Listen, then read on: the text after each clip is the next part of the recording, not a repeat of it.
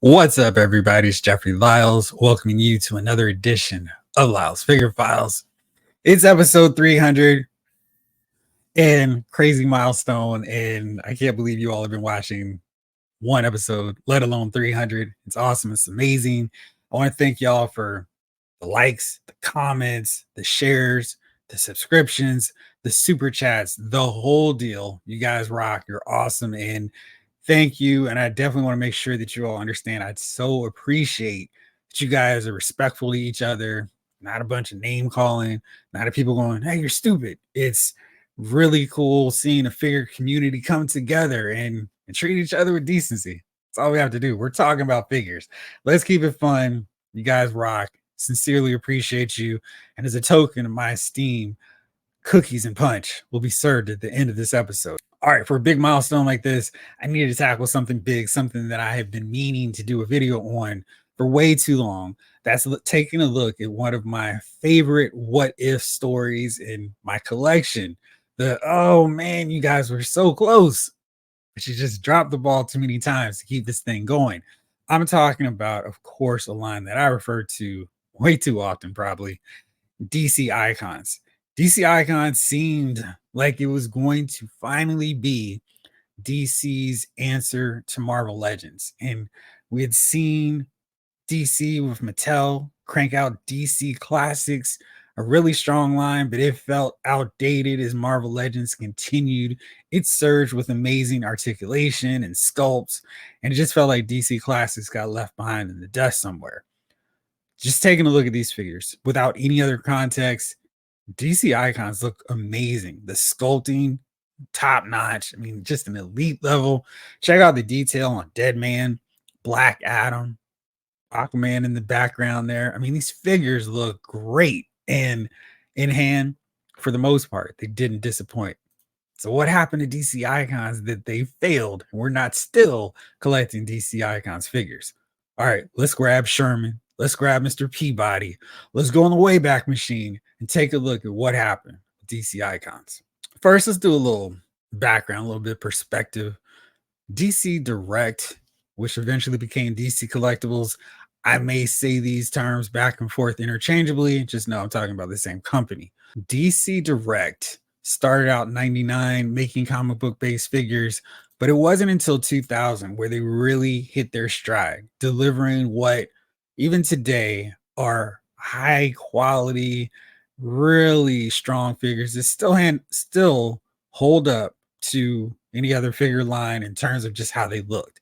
This Green Lantern is amazing. Ditto for the Black Canary, Green Arrow from the Hard Traveling Heroes subset, the Hawkman, Hawkgirl 2-pack, and then these amazing JSA figures, Spectre, Dr. Fate, Golden Age Wonder Woman, Green Lantern, Flash, and Starman.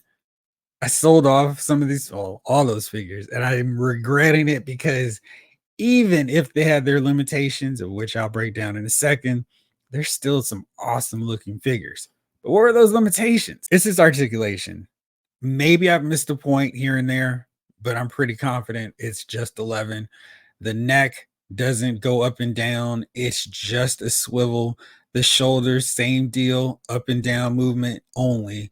You've got your elbow articulation, you got wrist articulation, you got hip, you got knee, but it's not that, oh man, I can do some really cool poses with Hal Jordan flying through space, battling Sinestro. It's pretty static. And in terms of just sitting there on the shelf, they look fine. They look really good. But there were some other issues that held back DC Direct figures, just in terms of having a really cool and awesome display. That was their consistency in terms of how one figure looked next to the other. So here's a photo of a Justice League display you can see from Arisung. And I mean, just look at this Justice League. We got Firestorm, we've got Martian Manhunter. They don't look like they belong in the same line, or maybe you could kind of fudge them. Then we got this Wonder Woman who just looks like a model, and she looks totally different from them. We've got Green Lantern who's done in a different style. Ditto for Superman. Cyborg's towering over everyone instead of Martian Manhunter and Superman. We got a Batman that might look a little bit buffer, more defined than Superman. Captain Marvel is just kind of sitting there like, okay. But he looks small next to Cyborg and Batman. Flash is really skinny, and that's pretty decent, but not in the oh, he's skinny in the same base as this Superman. It looks like he was done in a different line.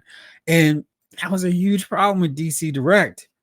You could get a Superman, Batman, Flash, Wonder Woman, etc. It wouldn't look like they would match up with each other unless you got one of those highly stylized artist lines. Compare that to Marvel Legends. They've got 30 points of articulation. They've got a basic house style. Now there's Scarlet Mitch, there's Black Panther and Wonder Man sharing the same mold during the Toy Biz days. In the early Hasbro era, those figures were terrible, but they started to get a lot better to the point where people were looking at DC Direct like they were relics, like they were really outdated. They couldn't do any cool posing. And it was like, well, guys, what's happening? Why is your line so far behind what we as a collector fan base want to see with our figures? We had DC Classics with Mattel, and they were like really strong, cohesive line. The figures look like they belong next to each other. It wasn't this wacky thing of everyone's out of scale. The colors, the detail look better on some figures than the other. They were all pretty solid. Now the scale kind of got a little wonky as it progressed, but when it started, it was amazing. I have a really extensive DC Classics collection. I wish some other company would rival them, but for now, it's still the best in terms of a line of DC characters that match up well with each other.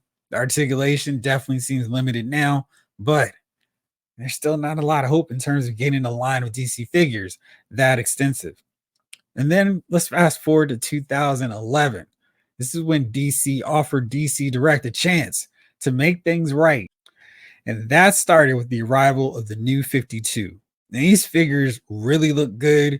You can see they're kind of loosely based on the Jim Lee style. We've got a Green Lantern, Wonder Woman, Superman, Batman, Darkseid, Flash, Cyborg, Aquaman that work really strongly, really well with each other.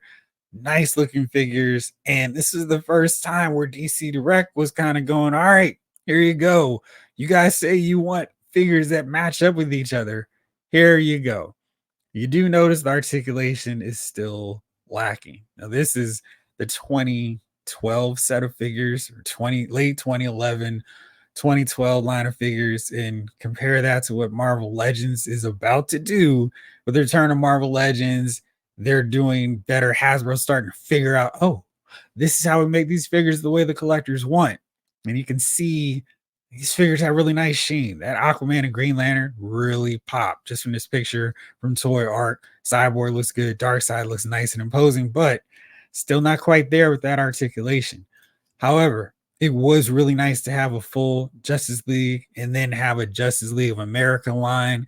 You can see the scaling. They actually match up well with each other. And you can put the Justice League, the JLA together, and they don't look out of place. That's really encouraging. Definitely something we weren't seeing from DC Direct figures in the past.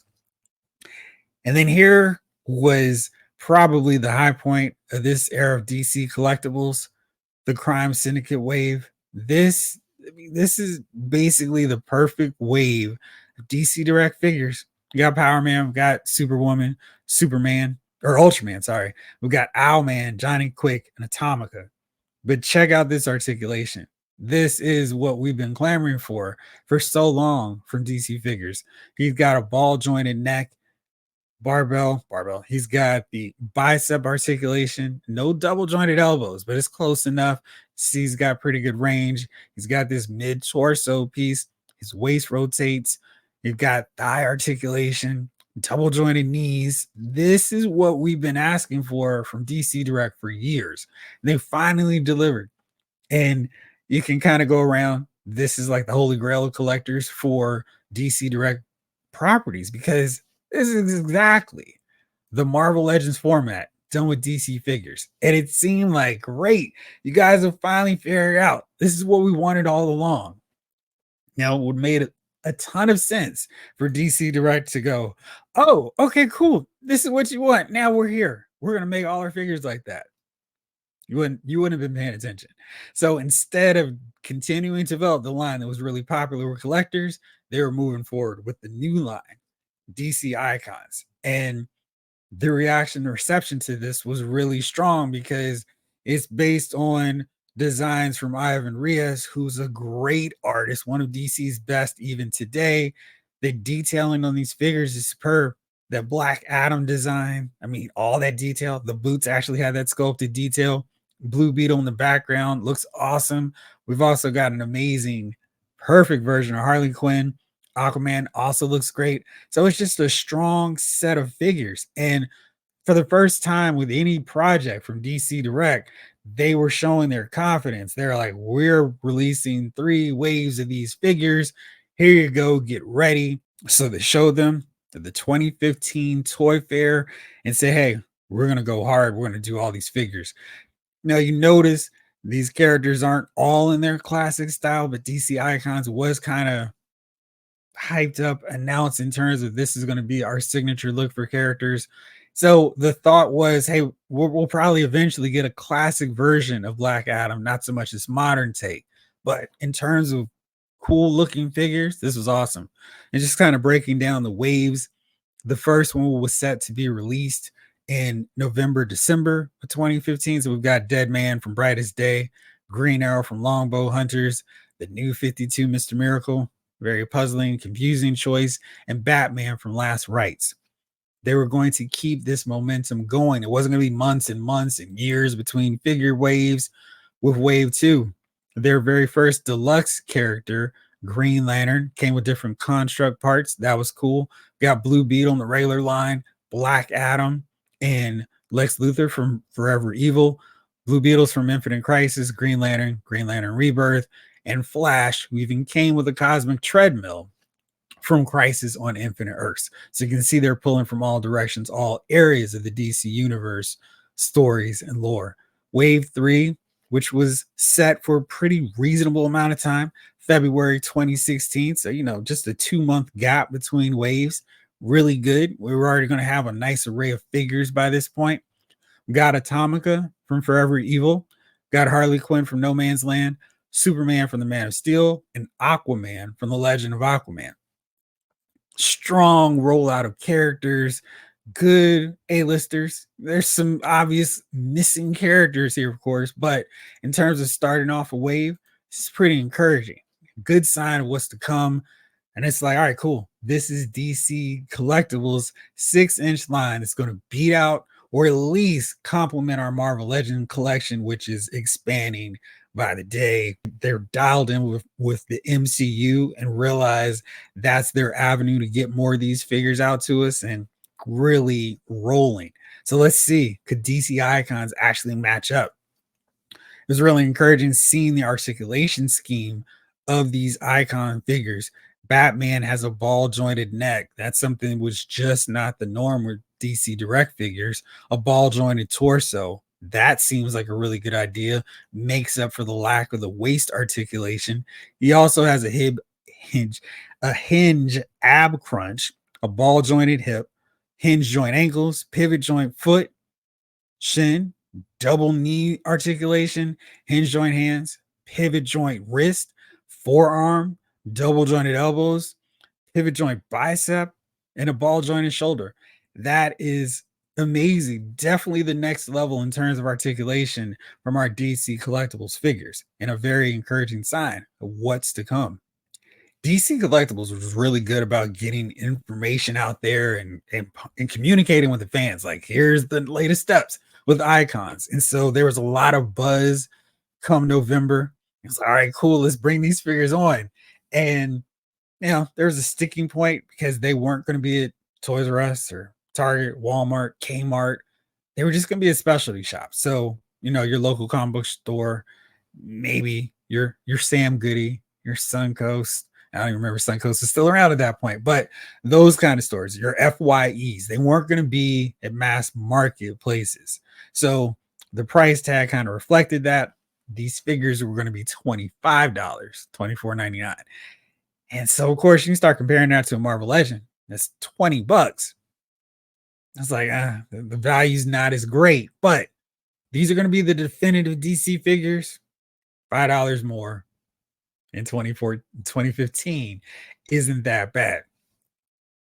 I did mention this is a true 6-inch scale. not the higher scale, skewing more towards 7.5 the DC Direct figures were.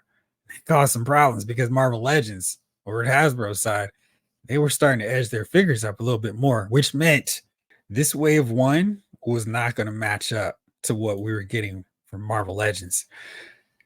Here's Batman next to Cyclops, a pretty standard figure using the Bucky cap mold. Here's Green Arrow with Hawkeye. So you can see just how small and how slight the DC Icons figures look compared to their Marvel Legend counterparts. It's just not even close. You couldn't put them in the same space and go, okay, cool. These guys will match up really well. No, it is not even close. You'd have to do all kinds of really funky angles with perspectives, with cameras, just to make it seem like they could be in the same place as each other. And that was a really tough choice and a really bad decision for DC Icons because if anything, you want to have these figures matching up, at least height wise, with these Marvel Legend figures. I think this Batman is basically the same size as Cyclops. So if he were just scaled up a little bit and taller, he would be fine. I mean, this figure will look awesome next to him. Same thing with Green Arrow and Hawkeye. If the scale was just a little bit better, it would have been all good. And you can only imagine how many collectors saw these comparison shots of Icons to Marvel Legends and were like, wow, I'm not getting a line of DC figures that don't match up with my Marvel Legends. And I've always argued that's not fair because, you know, DC is not working on a line to be compatible with Marvel Legend figures, but it's a really easy sell if collectors can go, oh, okay, these lines, I can have Superman go against Thor and they don't look out of place. And I think with that thought in mind, and Marvel Legends had been several waves of figures deep just from Return of Marvel Legends at this point, where if you're going to design a new line, overhaul it from the ground up, maybe one thing you want to do is make them the same scale and basic height width of your competitor. I don't know. Maybe that's just me. That became a huge problem for DC Icons. Wave 2 was also pretty solid, but DC Icons were starting to have some quality control issues. If you note, Flash has those wings. This was something that was regularly popping off or breaking off when people were removing him from the package, both on the ear and the boot wings. Now, to their credit, DC Collectibles was awesome with responding to quality control issues. I had a few, maybe like 3 figures that have some issues. I returned them back. They sent me the figure normally better than the first one, and it was all good. But it's a lot different going to a comic book shop and then having to email a retailer going, hey, I've got these issues. Like going to Toys R Us was no problem. Hey, going to Target, this figure is bad. I'll get another one that's on the shelf. Now, there wasn't a lot of issues in terms of that with the Icons line. Like I reached out to DC Collectibles within a matter of a month. Let's say I got the figure back, but certainly more inconvenient than you would like for a new figure line.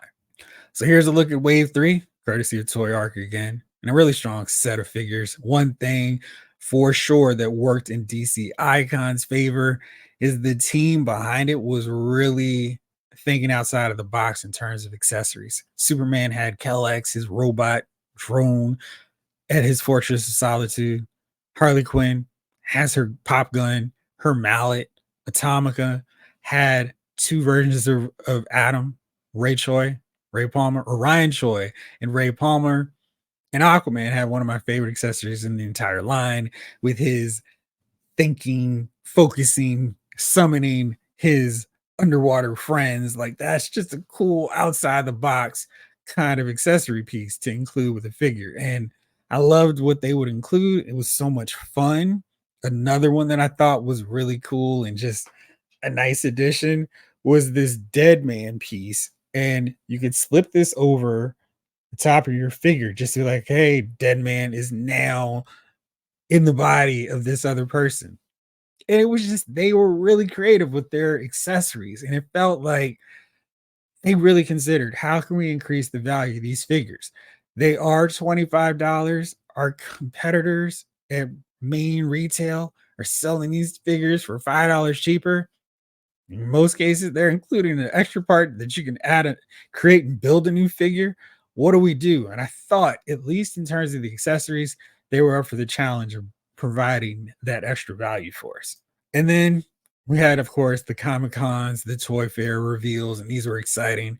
We saw the 2 pack of Grail and Dark Side looks really imposing and really amazing. This set was $100, a lot more. I feel like in 2024 we'd see something like this and go, okay. But at that time, this felt like, oh man, this price is really tough. Now, Dark Side looks amazing, and Grail, like all the other figures, had great sculpted detail and was like, okay, this is a really nice figure and a really nice set. But $100 seemed a little bit more expensive than the norm. Then we got the reveal of Wave 5, and Wave 4 was John Stewart, a really great Joker figure. And, but the line was rolling, it was making moves. But here's Wave 5. And, Swamp Thing returns, and he's an interesting character choice because, like, again, with Swamp Thing, when you've got some other high profile characters who could actually match up against each other, it's kind of odd that they threw in Swamp Thing. Static was a really nice surprise because this is him in his traditional old school milestone look. The only thing missing was his trench coat, but this is a great figure. Wonder Woman looked awesome. She looked powerful. She wasn't a frail looking figure like so many other Wonder Woman figures.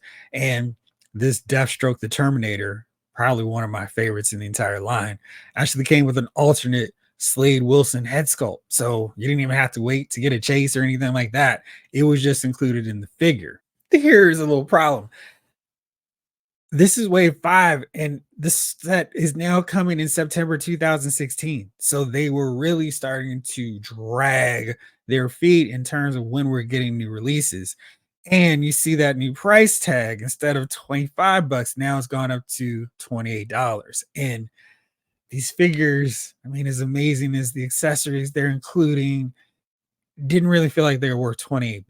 Now, you can look at today's G.I. Joe Classified series, Marvel Legends, and go, maybe this figure isn't worth 25, but it really felt like the smaller scale DC Icons figures, that price, the value was starting to not line up as well as it did even in the original time period where it felt a little bit more expensive. Now it felt like we weren't getting our money's worth with these figures. And then, of course, like I said, with those delays, it was rough. Evermore reported from Lyle's Movie Files. This is me. More delays with Icons. So Series 5 was originally scheduled for September. Now we're going to have to wait until April 2017. Now, if you just take a look at what we've gotten so far, we had Wave 1 come out in November/December 2015. Then we have Wave 2, December 2015. Wave 3, really good momentum. I mean, they're doing everything they need to do. February 2016. Got Wave 4. That was kind of like in the summertime, but to go such a long period of time. So we got Wave 5, and that is not coming until April 2017. That's rough. And with any young-ish line, because 4 waves in, it's not really young, but that's a lot of momentum that is just dragging and slowly leaking out, taking so long to get more figures. And those delays are resulting in now price increases where it's like, are you guys going to do more waves of these figures? Yeah, but we're going to jack the price up an extra $3. Made it really tough, really rough in terms of, is this DC Icon still a line for me? And of course, there weren't a lot of other options. DC Classics wrapped up in 2014. So if you wanted to get figures of DC characters, this was basically your best bet. So it was a really rough time for DC collecting. Now, DC Classics would continue on with DC Multiverse, but they're on the verge of losing the license very soon to McFarlane Toys. So this is how things were progressing and not looking good for DC Icons in particular. And then another thing that kind of messed everything up for DC Icons was the arrival of one of the best creative periods in time for DC in recent memory. that was DC Rebirth. Now, remember, they've been going pretty wide ranging in terms of the character selection. We got some crisis characters, we got some post crisis, we got new 52 figures thrown in the mix. And now DC has decided to drop yet another twist, another, hey, we're rebooting the universe, just kind of sort of, which meant new looks for Superman, Wonder Woman, Batman, new Green Lanterns thrown in the mix, Superman's son, Damian Wayne getting more prominent roles, and a new Kid Flash. Now, I will continue to say DC Rebirth was one of my favorite periods as a DC fan. So many books worth reading. If you haven't, I highly recommend checking them out. They're pretty cheap now at places like Ollie's, but definitely worth checking out and reading. Just awesome stuff. Now, this switch over to the Rebirth era meant DC Icons had to pivot. So initially they revealed this set, a new 52 Justice League. So you could unite the 7, have all of them in this one really nice looking set. And those designs, those figures really look great. Now, granted, Flash was different. He had a new paint job, Green Lantern, Batman, Cyborg, Wonder Woman were basically the same, but this Superman, he was new. Aquaman had the new collar, so that was a big change with him, but it's a really nice looking set. With the changeover to the Rebirth era, that meant this pack got changed. So now we got, and you can probably see those very noticeable changes. Aquaman's collar piece is different. Flash has a new redesigned look. Batman's colors are different. Superman is wearing a completely different outfit. And Wonder Woman now has gold, where her original figure had a little bit more silver in the mix. So it's a very different 7-pack compared to what we were originally promised. Now, this also created some issues because they had released Darkseid and Grail from their new 52 looks. And now we weren't going to get a new 52 Superman to match up with them. If you've been collecting icons solely so you could have the looks currently reflected in the comic books, this was a bit of a problem. And I think this also created some more animosity from the collector base, where it's like, I don't want the Rebirth looks. And this is largely because people hadn't gotten to reading Rebirth yet. And it was like, I don't want this. Give me the looks that I've been reading, that I've been invested in all this time. San Diego Comic-Con 2016, DC Icons revealed probably the next step of figures that were really going to propel this line to the next level. This was far more classic looks for characters and some really desired looks for figures that in a lot of cases hadn't had a lot of figures released. And this line was just really encouraging. You got Deadshot. Deadshot looks awesome. Check out the paintwork, the pearlescence of his white costume elements. I mean, this figure looked amazing. No alternate Floyd Lawson head sculpt, but the guns, that's really cool. They look great. He's got his wrist mounted guns as well. Just a cool looking figure. And they got Etrigan, the demon, and he's got a flame piece. And Etrigan is big and beefy. He looks massive. 2 different head sculpts. I mean, this is a really strong looking figure. Then we got Nightwing. Nightwing of all these figures kind of plain looking, but this is his Hush look, and it's a nice looking figure. No argument there. Then we got Shazam, because we finally get him to match up with the Black Adam we got from Wave 2. So this was a long overdue figure, but here we go. The cherry red looks great. Head sculpt could probably be a little bit better, but this is a nice looking Billy Batson, Shazam, Captain Marvel, whichever your preference. Sinestro, again, balancing out one of those heroes from Wave 2 way back when. I mean, it's crazy because this line had been rolling for a while. Wave 2 was released in December 2015, and now we're finally going to see Sinestro to battle him. And the construct pieces look great. Sinestro's got a great head sculpt. The colors with that yellow really stand out. My favorite, though, oh my gosh, this was amazing. Blue Beetle and Booster Gold. And they've got the lays from their time running Cookie Island. Skeets comes with Booster Gold. They've got their little shot glasses. check out the umbrella with Blue Beetle. They've got money. I mean, this is amazing. What an awesome set. And I was thrilled. I was like, oh man, they killed it. This pack is going to be one of my favorites in my collection. That's how excited I was about this Blue Beetle Booster Gold set and the other reveals that they showed at Comic-Con. It was like, this is what I've been waiting for with DC Icons. Now they're coming through. And one that I didn't have that original photo on, the Catwoman. We got the Jim Ballant Catwoman version coming as well. So this was a very strong set of figures and one that I think stoked a lot of interest, reignited the passion the fans had for this wave. So after the amazing reveals from San Diego Comic-Con, it took a long time once again to get some more Icons news. But at Toy Fair in February 2017, DC Icons had some new reveals, including this 2-pack Superman versus Doomsday, complete with sound effects that are legit. You plug them into the base. Very awesome. Heat vision eyes for Superman. Angry yelling sculpt. You can see his uniform's all tattered up. Doomsday looks nice and bulky. We got the base with the flying tattered cape, ground impacts, heat vision eyes, and a he's dead Jim head sculpt. I mean, this is really cool, and this was definitely the showcase centerpiece of the reveals at Toy Fair. The collectors were a little nervous. It was like, that's cool, but you showed a lot of stuff at Comic-Con, and the only one that you have on display is this Dick Grayson figure. What's up? Now, they did show us one other figure who was not announced at Comic-Con. That's Supergirl. So it was Booster Gold, Blue Beetle, Catwoman. Where they at?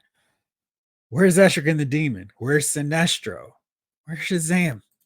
What's this status? And again, I was able to reach out to the great guys over at DC Collectibles, talk to Kevin Kinnery, and was like, hey, what's going on?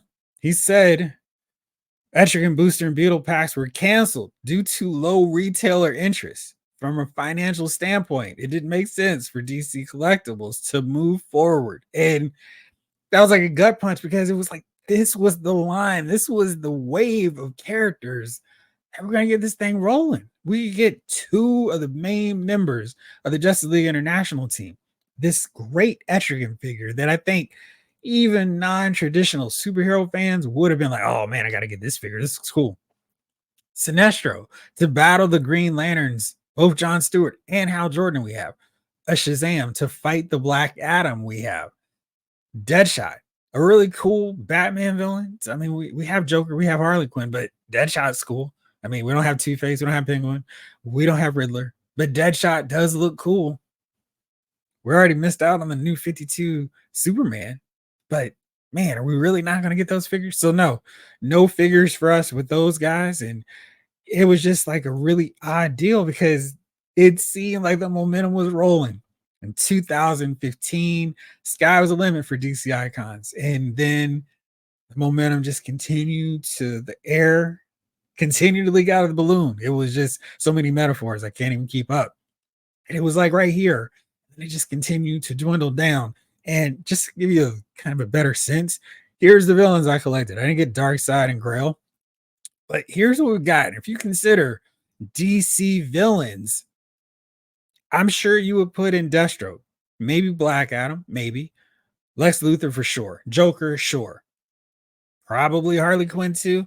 But there's, I mean, no Brainiac, no Riddler, Penguin, Catwoman. We did get Atomica though. And of course, when a line gets canceled, you start taking second looks at those figures. It's like, why are you here as opposed to XYZ? Atomica definitely stands out compared to these other figures. I mean, it's like, why is she here?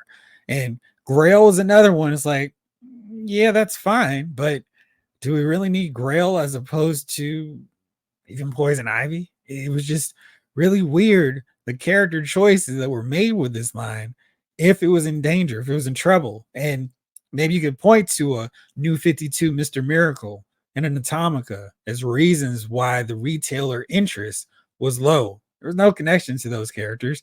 Why were they made when there were other more prominent more essential characters that needed to get done that probably would have had retailers purchasing, collectors buying them in the stores. Here are the heroes, minus Cyborg, who I still need to track down. The Super Sons, I was just annoyed with. And at the point, I'm like, I'm not paying for this set because the line is over. And Nightwing, I just didn't get. But really great figures. I mean, look at that Firestorm. He's an awesome figure. I forgot to mention him earlier, but he's really well done. Blue Beetle, excellent work. I mean, they included all, but a good amount of his accessories. The Justice League looks cool. We're still missing a few members though. Static is great. I love the fact that they included Static, but maybe we could have gotten a Black Lightning instead of him. I think maybe he would have made more sense in that context. It's cool to get 2 Green Lanterns, but man, no Simon Bass, no Jessica Cruz, no Guy Gardner. I mean, they were just felt like there were so many missed opportunities, and it felt like DCC was actually figuring out like, oh, these are characters we should get to now with that Catwoman, with the Booster and Beetle.